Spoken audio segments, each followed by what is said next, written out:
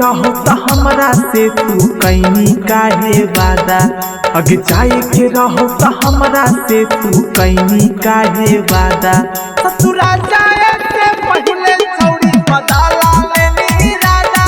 ससुरा जाए से पहले छौड़ी बदला लेनी राजा।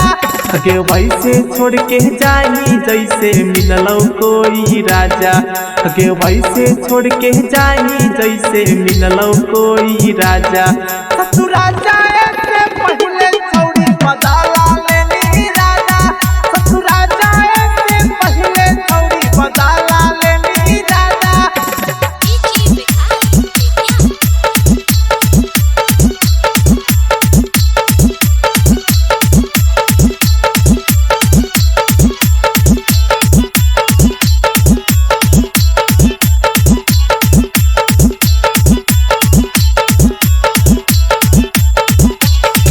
अगे मीठी मीठी जैसे फसावल जैसे कोई मातारी गे।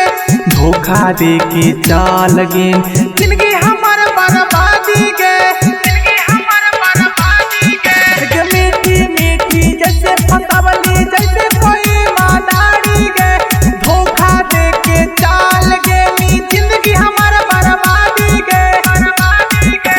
अगे रोग ऐसन बारे जे कर मिले नाही दावा।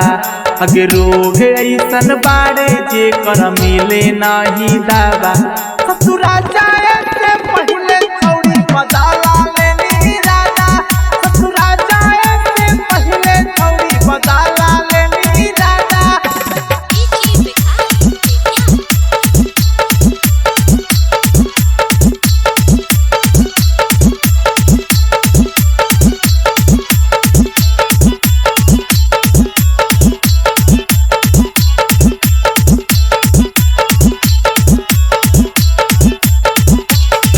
अगे राइटर आनंदे राजेश छौड़ा कहा हको तोरा बतिया गे।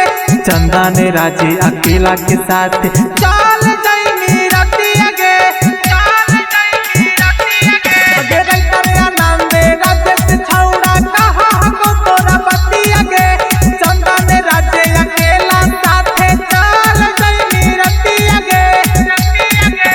अगे चिकरा से तोर शादी लगलौ ओहो कहतौ आजा। अगे चिकरा से तोर शादी लगलौ ओहो कहतौ आजा।